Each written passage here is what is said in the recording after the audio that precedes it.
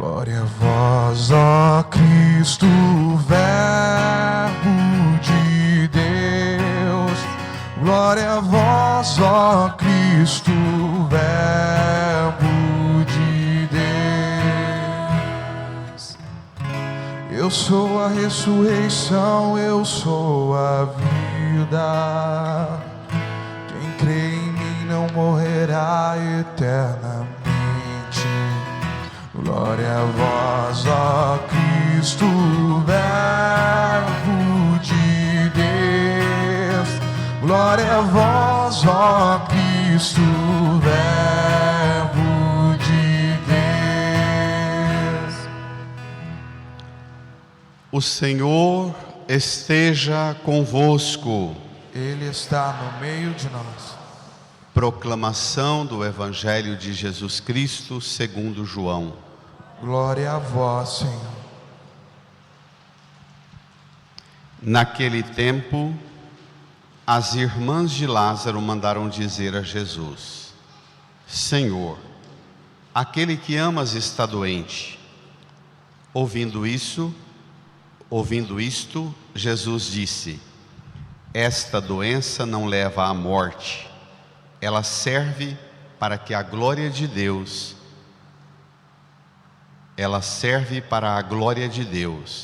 para que o Filho de Deus seja glorificado por ela. Jesus era muito amigo de Marta, de sua irmã Maria e de Lázaro. Quando ouviu que estava doente, Jesus ficou ainda 2 dias no lugar onde se encontrava. Então disse aos discípulos: Vamos de novo à Judeia. Quando Jesus chegou, encontrou Lázaro sepultado havia 4 dias. Quando Marta soube que Jesus tinha chegado, foi ao encontro dele. Maria ficou sentada em casa. Então Marta disse a Jesus: Senhor, se tivesses estado aqui, meu irmão não teria morrido. Mas mesmo assim, eu sei que o que pedires a Deus, Ele te concederá. Respondeu-lhe Jesus: Teu irmão ressuscitará. Disse Marta: Eu sei que ele ressuscitará na ressurreição no último dia. Então Jesus disse: Eu sou a ressurreição e a vida. Quem crê em mim, mesmo que morra, viverá. E todo aquele que vive e crê em mim, não morrerá jamais. Crês isto? Respondeu ela: Sim, Senhor. Eu creio firmemente que tu és o Messias, o Filho de Deus, que devia vir ao mundo. Jesus ficou profundamente comovido e perguntou: Onde o colocastes? Responderam: Vem ver, Senhor. E Jesus chorou. Então os judeus disseram: Vede como ele o amava. Alguns deles, porém, diziam: Este que abriu os olhos ao cego, não podia também ter feito com que Lázaro não morresse? De novo, Jesus ficou interiormente comovido. Chegou ao túmulo. Era uma caverna fechada com uma pedra. Disse Jesus: Tirai a pedra. Marta, a irmã do morto, interveio: Senhor, já cheira mal. Está morto há 4 dias. Jesus lhe respondeu: Não te disse que, se creres, verás a glória de Deus? Tiraram então a pedra. Jesus levantou os olhos para o alto e disse: Pai, eu te dou graças, porque me ouviste. Eu sei que sempre me escutas, mas digo isto por causa do povo que me rodeia, para que creia que tu me enviaste. Tendo dito isso, exclamou com voz forte: Lázaro, vem para fora. O morto saiu, atado de mãos e pés com os lençóis mortuários, e o rosto coberto com um pano. Então Jesus lhes disse: desatai-o e deixai-o caminhar. Então, muitos dos judeus que tinham ido à casa de Marta e viram o que Jesus fizera, creram nele. Palavra da salvação. Glória a vós, Senhor. Glória a vós, ó Cristo, Verbo de Deus. Glória a vós, ó Cristo, Verbo de Deus.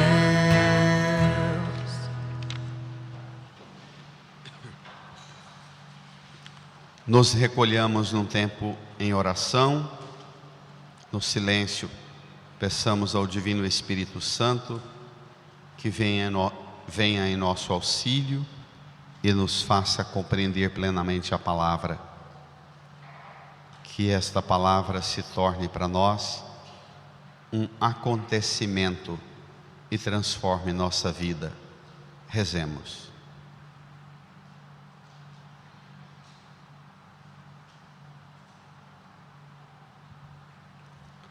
Amém. Irmãs e irmãos, caminhamos para a Páscoa. Domingo que vem, já nesta hora, estaremos dentro da Semana Santa, o Domingo de Ramos. Hoje nós temos a última parada antes de Jesus entrar em Jerusalém. Estamos em Betânia, 3-4 quilômetros de Jerusalém. O acontecimento que nós acabamos de ouvir, um texto um pouco resumido, ele é bem mais longo, tem aquela mesma estrutura do texto do Evangelho da Samaritana, da cura do cego de nascença, e a mesma ordem no modo de Jesus abordar as pessoas e realizar os prodígios dele com a ressurreição de Lázaro. Dentro do texto está o problema difícil que nós enfrentamos, Jesus como mediação de enfrentamento do problema, mas Jesus que enfrenta o problema, a sede da samaritana, a cegueira do cego de nascença ou a morte de Lázaro, não para fazer a gente assentar na ordem das coisas resolvidas aqui, mas para nos projetar para uma realidade maior. E tudo o que acontece nesta cena remete ao domingo, à sexta-feira santa, sábado santo e domingo de Páscoa. Vamos lá? Você tem aí o seu folheto, número 9, é isto, o Evangelho de João, capítulo 11. Tomemos. Naquele tempo, as irmãs de Lázaro mandaram dizer a Jesus, leiam: Senhor, aquele que amas está doente. Elas chamam Jesus não pelo nome, mas chamam Jesus com um título teológico, Kyrios, Senhor. Em grego, Kyrios ficaria melhor se traduzisse para o português de senhorio, porque Jesus não é um senhor estático, mas ele é a expressão do senhorio de Deus, do estado de senhorio de Deus. De um lado tem o Senhor e no outro extremo tem um doente, o oposto do senhorio, a debilidade humana, a fraqueza humana, o enfrentamento da realidade com a qual nós lidamos. Nós temos em todas as culturas, em todos os povos, em todas as religiões, não há uma religião sequer no planeta em que o centro da mensagem da religião é apresentar para os seguidores daquela religião um modo de lidar com o sofrimento e com a morte. Esses dois polos trazem para o homem e para a mulher, em todos os tempos, épocas, culturas, um enfrentamento difícil que é o confronto com o limite. A doença e a morte são duas realidades difíceis. Ouvindo isto, Jesus disse, leiam: esta doença não leva à morte, ela serve para a glória de Deus, para que o Filho de Deus seja glorificado por ela. Quando os discípulos perguntaram domingo passado, Senhor, quem pecou, ele ou seus pais, o cego de nascença? Jesus diz, nem ele nem seus pais, mas isso serve para que a glória de Deus seja manifestada nele. Agora Jesus diz que a doença de Lázaro serve para que a glória de Deus se manifeste no Filho do Homem, nele, para que o Filho do Homem seja glorificado por essa doença. Eu me lembrei da criança e da irmã no processo de tratamento. A luta da gente com melhorar a saúde, a gente tem sempre a sensação de que, conquistando a saúde da gente, o sentimento que a gente tem é que a glória de Deus se manifesta na vida da gente, sempre. E mas a glória de Deus é amplamente maior do que apenas o cuidado com a saúde desse corpo. Vamos lá? Então, a glória de Deus vai se manifestar através de nossas debilidades, de nossas enfermidades, de nossas fraquezas. Olhar para as fraquezas e fragilidades da nossa vida e dizer, a glória de Deus vai se manifestar nesta realidade de sofrimento da minha vida. Amém? Amém. Vamos avançar nessa glória. Jesus era muito amigo de Marta, de sua irmã Maria e de Lázaro. Quando ouviu que este estava doente, leiam: Jesus ficou ainda 2 dias no lugar onde se encontrava. O que lembra isso? Que parece que Jesus não está dando muita bola para o sofrimento das irmãs e do irmão que está doente. Nós sempre pensamos que Deus está atrasado para atender a gente. Quando a gente está lutando com a saúde, com os problemas na família, no casamento, na profissão, as tribulações todas, a gente tem sempre a sensação, será porque Deus está demorando? O tema da demora de Deus é outra abordagem impressionante na fé cristã. Como lidar com aquele sentimento que habita dentro da gente, um sentimento de que Deus está demorando. E a gente não dá conta de entender por quê. A demora de Deus. Ficou ainda Jesus 2 dias. Então, versículo 7, disse aos discípulos, vamos de novo à Judeia. No seu texto aí não tem, mas no texto mais longo, no texto completo, os discípulos reagem, Senhor, ainda há pouco queriam apedrejar-te, nós vamos para lá de novo. De fato, antes de Jesus falar, vamos de novo, as 2 últimas vezes que ele foi à Judeia, os fariseus tentaram apedrejar Jesus. E ele fala, vamos de novo. Quando Jesus chegou, versículo 17, encontrou Lázaro sepultado havia 4 dias. Quando Marta soube que Jesus tinha chegado, foi ao encontro dele. Maria ficou sentada em casa. O que pensa? O que lembra?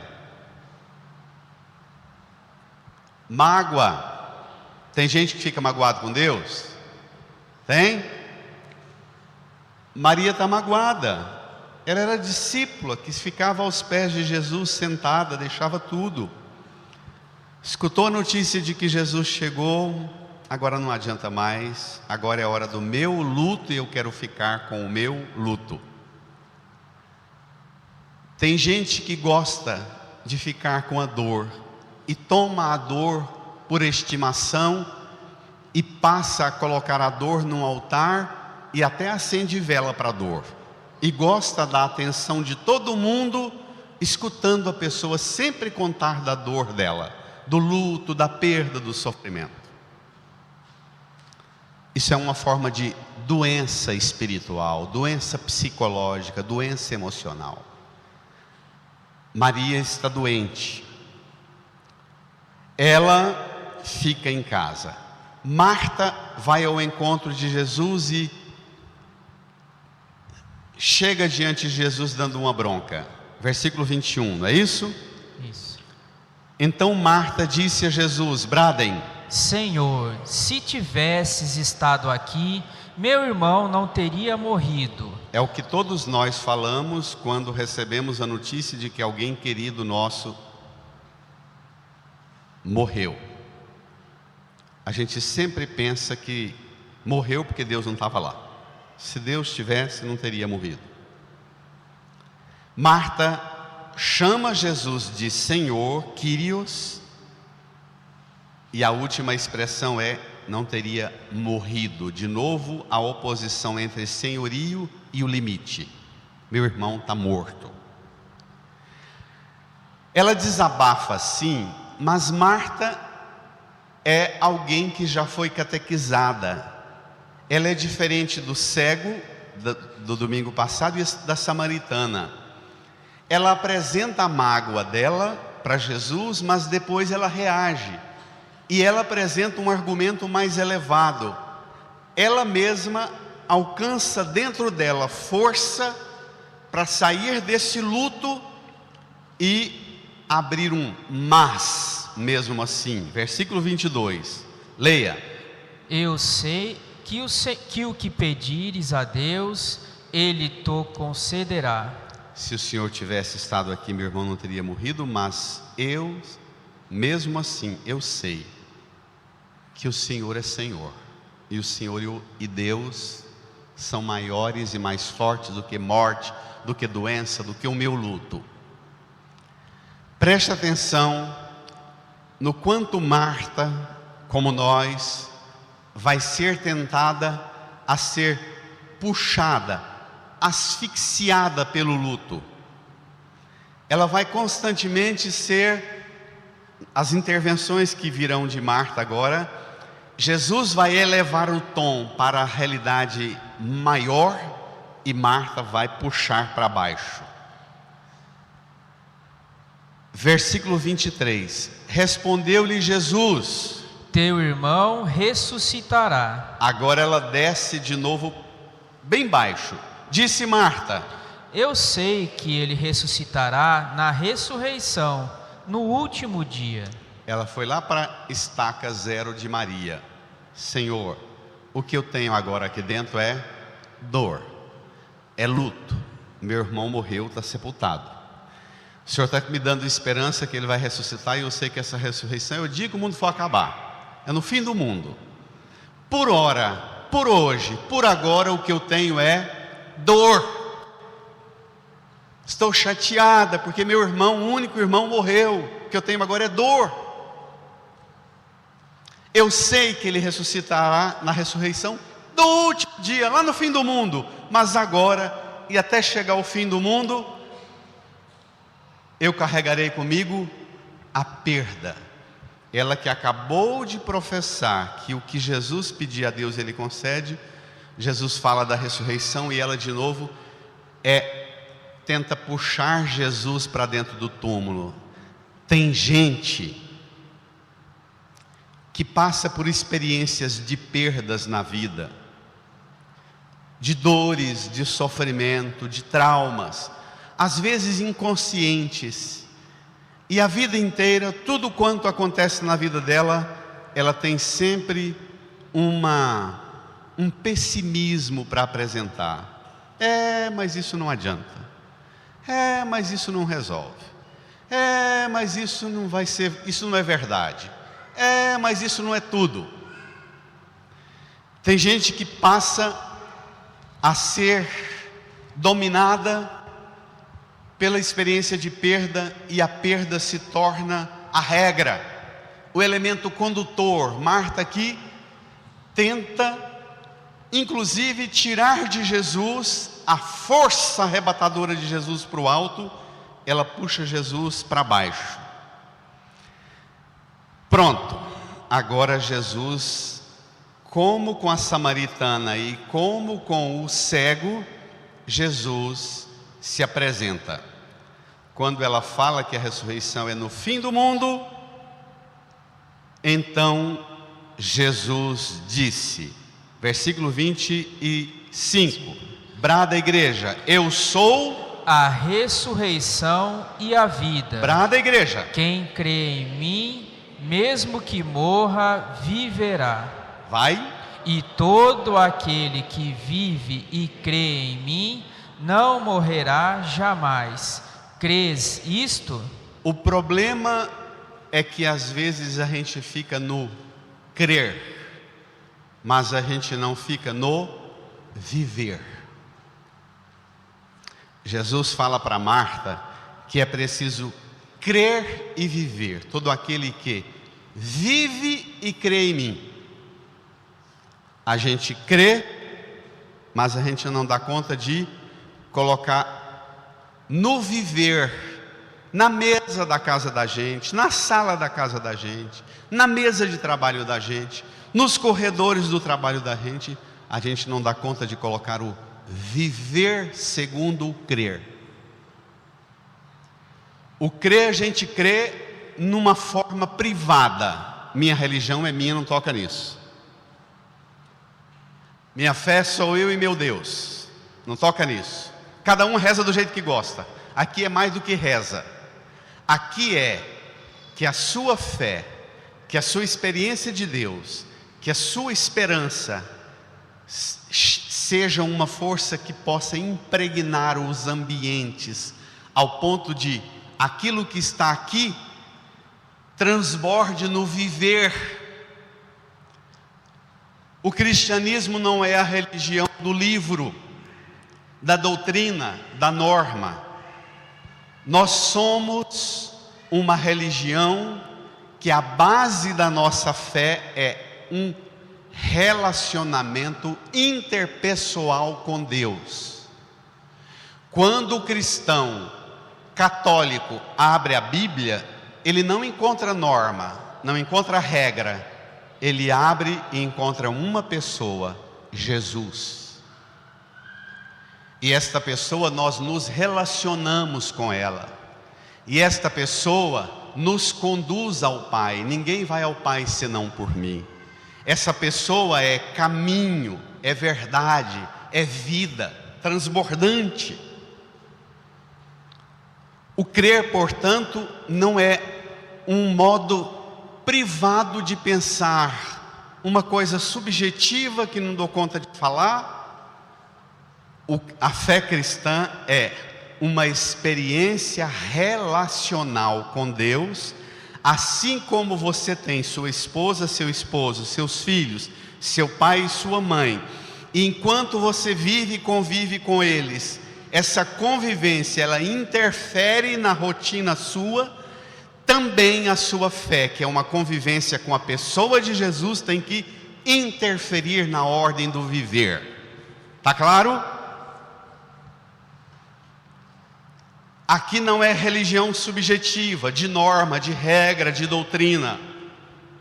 Aqui é relacionamento, é vínculo que interfere no humor, que interfere na refeição, no modo de tomar uma refeição, no modo de dormir. É preciso, Marta, viver e crer em mim. Você crê nisso, Marta, que é preciso viver e crer em mim? Aí Marta eleva, aí ela professa. Versículo 27, respondeu ela, bradem. Sim, Senhor. Brada. Eu creio firmemente que Tu és o Messias, o Filho de Deus que devia vir ao mundo. Sim, Senhor. Eu creio firmemente que Tu és o Messias. É interessante porque nós estamos trabalhando um estilo literário típico de João, No Evangelho da Samaritana, no Evangelho do cego de nascença, domingo passado, o diálogo com Jesus com a samaritana vai levar a samaritana a professar a fé. Vai levar o cego curado a professar a fé. Aqui, Marta professa a fé antes dos feitos de Jesus, antes do milagre. Porque ela é uma pessoa da comunidade de fé de Jesus. É uma família de amigos de Jesus. O cristão que caminha com Jesus não é aquele que professa a fé só depois que o milagre vem. Isso aconteceu com o cego e com a samaritana. O cristão professa a fé, brada a fé, proclama a fé, antes que as coisas fiquem como o cristão quer, deseja, anseia. O cristão não pode ter o mesmo modo daquele que não conhece a salvação. O cristão, como Marta.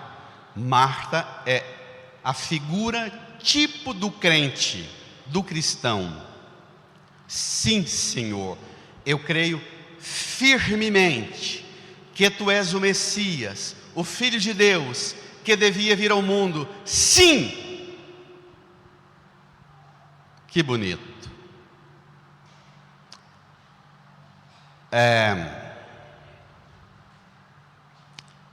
Como é que você professa a sua fé quando as coisas ainda não estão como você queria que estivesse? Como é que você conversa com Jesus quando você experimentou na sua vida grandes perdas? Está sepultado há 4 dias ou 4 anos ou muito tempo, alguém querido. Como é que você conversa com Jesus? E amplie a noção de perda. Não fique só na perda afetiva de um ente querido. Tem muitas formas de perda. Tem gente, inclusive, que sofre mais com a perda do processo que lutou para que a herança do pai ficasse. A pessoa sofre muito mais porque a herança não ficou do jeito que ela queria do que com a morte do próprio pai. Isso existe? Então, eu estou propondo a você que você amplie e permita que essa palavra alcance você na experiência de perda que te mutila, que te amputa, que te aniquila. Uma separação, a frustração de não ter ficado com quem amava, uma profissão, os dramas e as rupturas na família, morar num lugar que sonhou. Qual é a perda que interfere no seu crer? Quais são as experiências de perdas que torna você uma pessoa com uma fé padecente, uma fé enferma? Essa é a questão. E como é que você professa a fé diante da experiência das perdas? Esta é a questão. Está claro? Não está fácil, mas está claro, né? Vamos ver? Quando ela professa e diz que não há dúvida, presta atenção no que vem. Depois de ter dito isto, desculpe, onde paramos? Versículo 33. Vamos. E Jesus ficou profundamente comovido e perguntou: onde o colocastes? Brada. Vem ver, Senhor.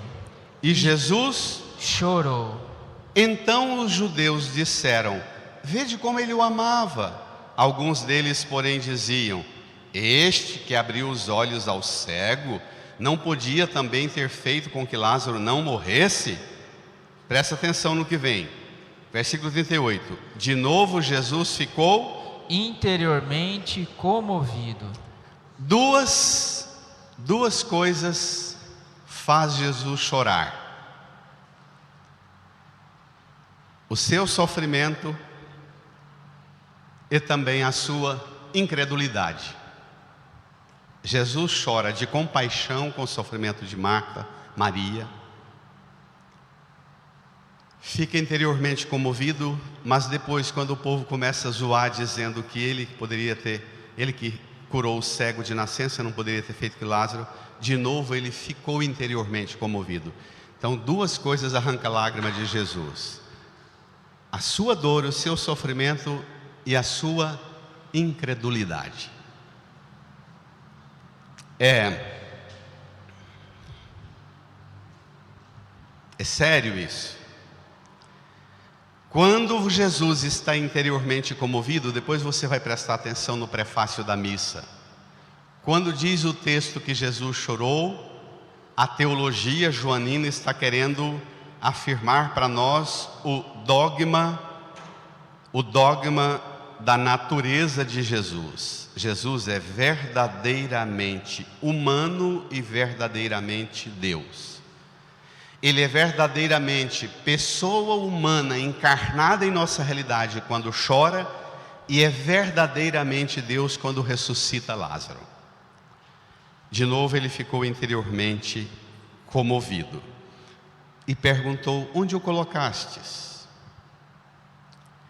Versículo 38. Chegou ao túmulo, encontrou?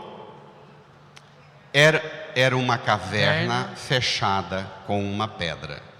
Disse Jesus: tirai a pedra. Marta, a irmã do morto, interveio e disse: Senhor, já cheira mal, está morto há 4 dias. Está vendo, Marta? A fita preta do luto de Marta puxa Marta para baixo e ela tenta puxar Jesus para baixo.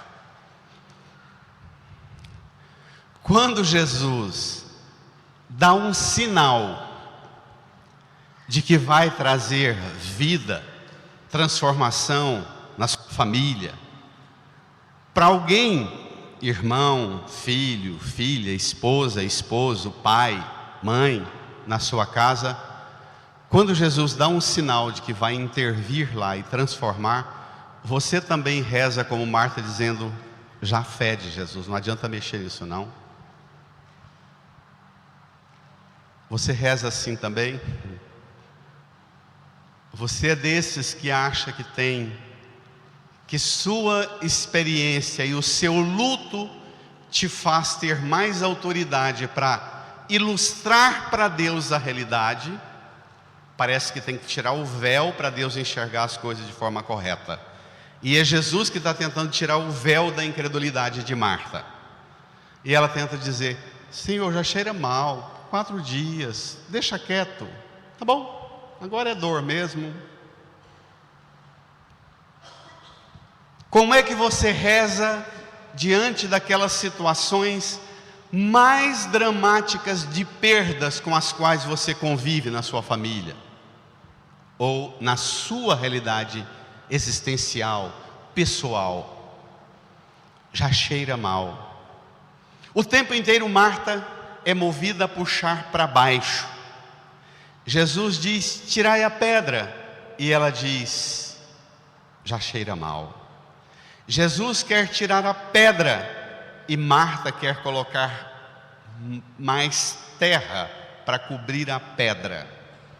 Versículo 40.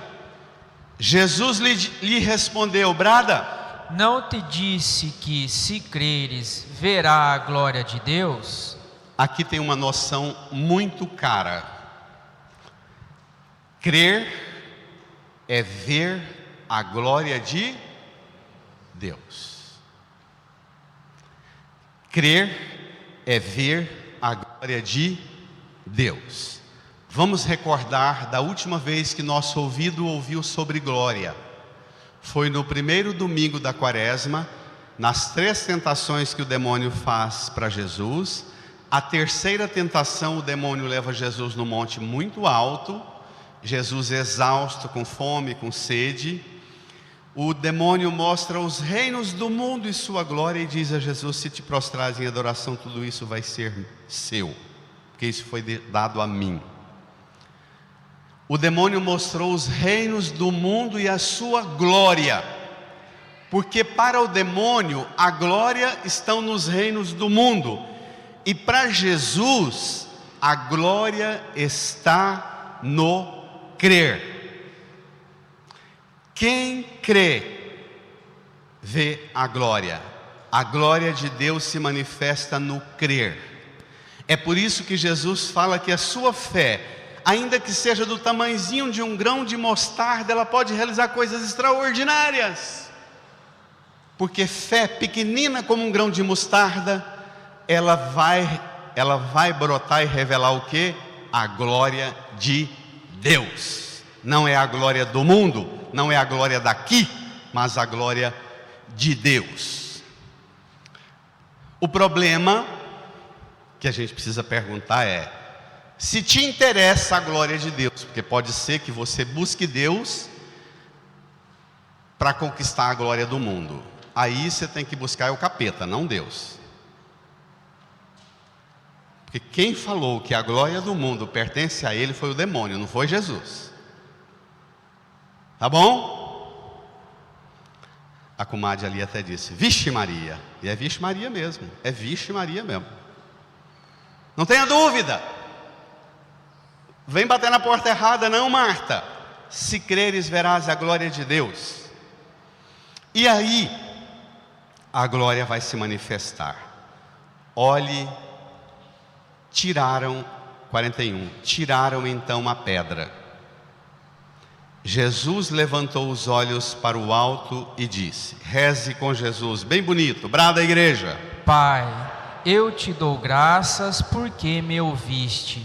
Eu sei que sempre me escutas, mas digo isto por causa do povo que me rodeia, para que creia que tu me enviastes. Jesus não está realizando o milagre por causa dele, porque ele tem dúvida. Ele está cuidando da fé do povo que o rodeia. Jesus manda as pessoas tirarem a pedra. Antes de tirar o morto de dentro do túmulo, ele levanta os olhos para o céu, porque essa é a fonte de Jesus, é a conexão de Jesus, o alto.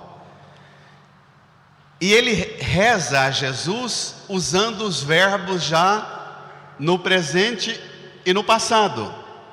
Pai, eu te dou graça porque me ouviste e sempre me escutas. O problema não é esse. Você dá conta de quando você vai pedir as coisas mais desafiadoras da sua vida, você dá conta de dizer isso ao Pai: Pai, eu te dou graças porque o Senhor me escutou. Essa situação que eu estou enfrentando, eu te dou graças porque o Senhor me escutou.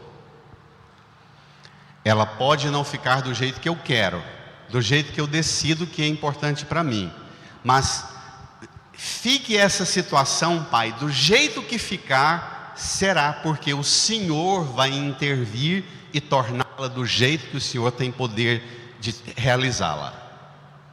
Isso é fé. Por isso, o Pai Nosso: venha a nós o vosso reino, seja feita a vossa vontade, não a nossa. Fé não é berrar para Deus fazer as coisas ficarem como nós queremos. Fé é abrir o coração para acolher as coisas como Deus quer. Isso é fé. Pronto. Tendo dito isto, versículo 43. É isso mesmo? Exclamou com voz forte, brada a igreja: Lázaro, vem para fora. Lázaro no hebraico significa Deus ajuda. Lázaro, Deus ajuda, vem para fora. Presta atenção na estranheza. 44. O morto saiu, leia, atado de mãos e pés, com os lençóis mortuários e o rosto coberto com um pano. Espere lá.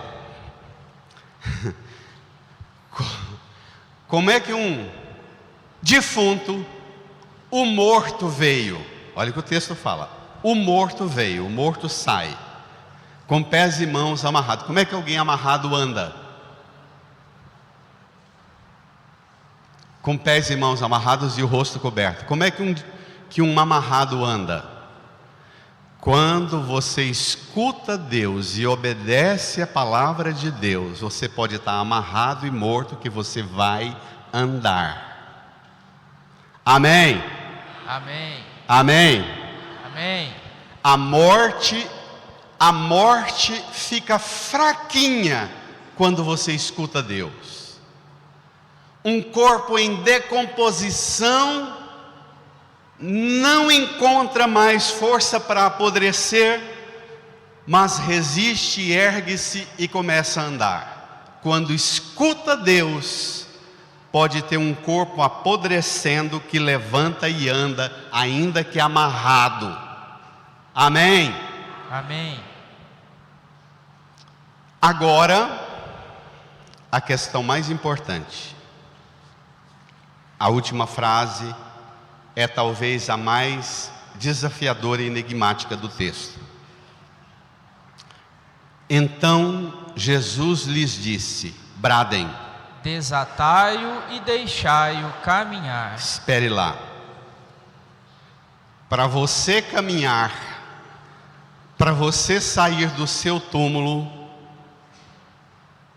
para você vencer as forças de morte que te rodeiam, te enfaixam e te paralisam, você precisa escutar Jesus, mas você precisa criar coragem de aceitar ajuda, permitir que alguém te desate e te deixe e te faça caminhar. Repito, Jesus fala para o morto: vem para fora. Ele vem, amarrado, atado. Depois ele diz para a igreja: Marta e Maria e Lázaro representam a comunidade de fé. Depois ele diz: desatai-o e deixai-o caminhar. Irmã, irmão, Jesus faz tudo por você, mas entre o tudo que ele faz também criou a igreja, e é papel da igreja, ele confia à igreja desatar você e deixar você caminhar. Embora nós estamos num tempo de recrudescimento de um cristianismo e de um catolicismo fundado numa visão tosca de um moralismo, de um rigor religioso e tradicionalista, que querem enfaixar as pessoas em faixa de norma, de regra, e parece que o padre que faz sucesso é o padre que vai enfaixando e amarrando e engessando todo mundo a virar pinguim de geladeira. A função da igreja não é amarrar e nem controlar. A função da igreja é desatar e deixar caminhar. São Paulo aos Gálatas: é para a liberdade que Cristo vos libertou. Igreja que fica enfaixando e controlando e botando regra e norma e pondo você neurótica, neurótico, se é assim que reza, se é assim que pensa, se é assim que sente, se é assim, essa igreja que vai amarrando você até você não saber cadê você mais, essa não é a igreja de Jesus. Amém? A função da Santa Igreja é desatar e deixar caminhar, e você construir sua relação com Deus na liberdade. A pergunta desconfortável é: você aceita? Você conta com ajuda? Gente, sair do túmulo é igual sair do hospital. Em poucos minutos você pode estar em casa de volta. Mas até ser desatado e voltar a caminhar, às vezes vai um processo longo. É preciso escutar um médico, o outro médico, fisioterapeuta, o outro. Não é assim, saiu do hospital e amanhã já vai trabalhar, não. Às vezes sai da UTI, vai para o apartamento, depois vai para casa, 6 meses, 1 ano. O desatar e o deixar e o caminhar é um processo, que você precisa aprender a aceitar, submeter-se a Ele. Que não é simples, não é fácil. Até porque tem gente que quer que a igreja, ao invés de desatar e deixar caminhar, quer que a igreja fique atando e impedindo que caminhe, para não pecar, para não fazer errado, para não ir na ideologia errada. Deixa a pessoa fazer o caminho dela. O que eu queria te propor agora, que você sente-se na sua caverna. Não sei se você já leu o mito da caverna de Platão. Quando você passa a conviver com os vultos no fundo da caverna e começa a pensar que o vulto no fundo da caverna é a realidade e o que acontece lá fora é imaginação. Às vezes na fé nós ficamos assim. Eu queria que você experimentasse Jesus tirando as pedras que impedem você de caminhar. Jesus bradando e gritando o seu nome. Que você pudesse ouvir Jesus gritar seu nome. Vem para fora. Que você experimente visualizar um número de gente que Jesus põe no seu caminho para cuidar de você, para desatar você e deixar você caminhar. Incline a sua cabeça, põe a mão no seu coração, diga a Jesus que, como Marta, como Maria e como Lázaro, você aceita a entrada de Jesus na sua vida, seja para curar você do seu luto, como Marta e Maria, das suas perdas e dos seus traumas, mas também você deixa Jesus entrar na sua vida como Lázaro, para ajudar você a romper com as forças da morte, que te amarram no fundo de uma caverna, e não deixa você progredir espiritualmente, moralmente, afetivamente, emocionalmente, profissionalmente. Tudo aquilo que retém você e trava você, bloqueia você, fale para Jesus: Senhor, eu necessito, eu quero ouvir sua voz a me chamar para fora desta caverna, de tudo que me põe longe da vida e da glória de Deus. Reze do seu modo.